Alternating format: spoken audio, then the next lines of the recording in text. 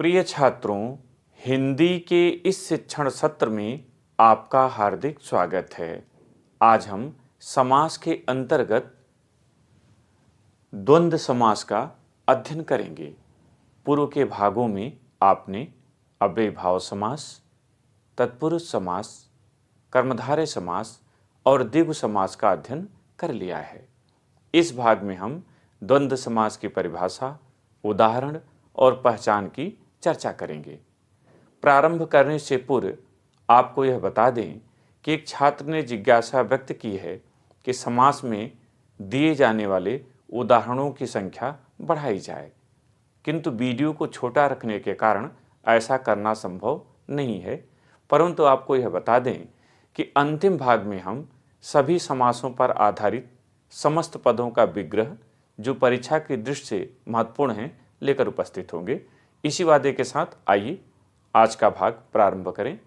द्वंद्व का अर्थ होता है युग्म अथवा जोड़ा, अर्थात इस समास में युग्म आता है और दोनों ही पद प्रधान होते हैं। उन पदों को विग्रह करते समय और या आदि अव्यय लगते हैं। इस पद की सबसे महत्वपूर्ण विशेषता है कि इनके भीतर योजक चिन्ह लगता है, अर्थात जब आप द्वंद्व समास के पदों का विग्रह करेंगे तो देखेंगे कि समस्त पद में योजक चिन्ह लगा रहता है। अब विग्रह में और या आदि आते हैं। इस प्रकार इसकी परिभाषा होगी, जिस समास के दोनों पद प्रधान हों तथा विग्रह करने पर और या आदि लगते हों उसे द्वंद्व समास कहते हैं। उदाहरण, समस्त पद देखें। माता पिता, देख रहे हैं आप कि यहाँ बीच में योजक चिन्ह डैश लगा हुआ है। इसका विग्रह होगा माता और पिता। इसी तरह से राम और कृष्ण का राम और कृष्ण, रात दिन, रात और दिन, नदी नाले, नदी और नाले। यहां ध्यान रखेंगे कि बीच में सभी जगह योजक चिन्ह लगा है और यहां विग्रह करते समय और शब्द से दोनों पदों को अलग किया गया है। ये दोनों ही पद प्रधान हैं और दोनों अपना अलग अर्थ रखते हैं। द्वंद्व समास के तीन प्रमुख भेद माने गए हैं।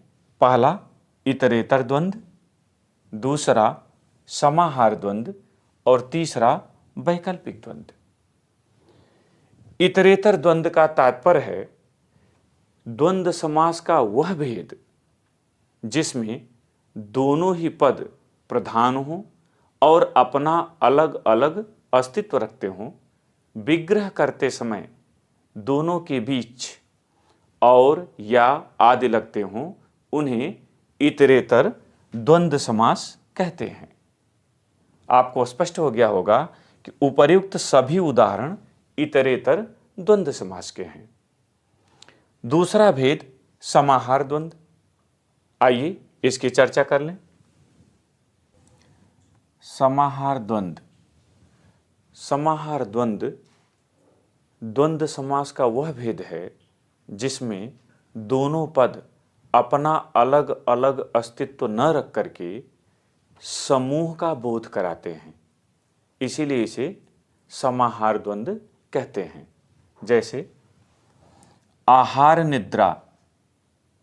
आहार निद्रा, इसका विग्रह है आहार और निद्रा, किंतु इसमें भाव छिपा हुआ है कि आहार और निद्रा और इसी तरह के कुछ अन्य चीजें भी।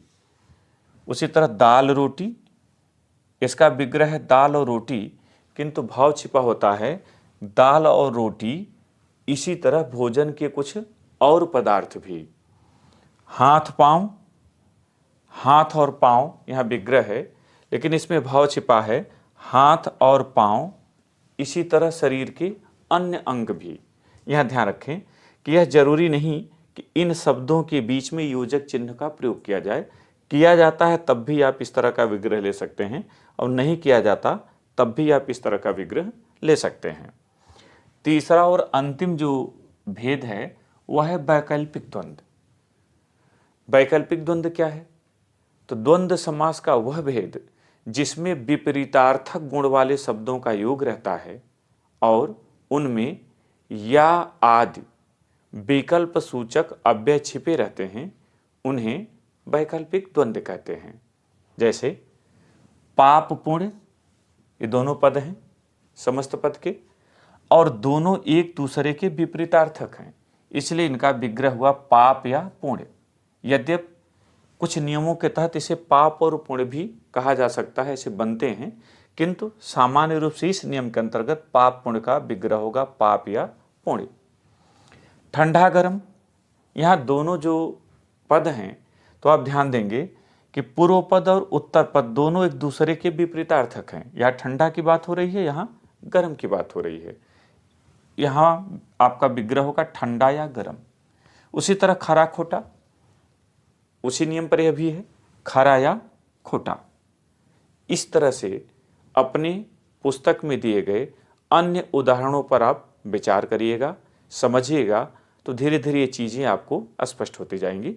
इस भाग में इतना ही। अगले भाग में हम लोग बहुव्रीहि समास के विषय में अध्ययन करेंगे। बहुत बहुत धन्यवाद।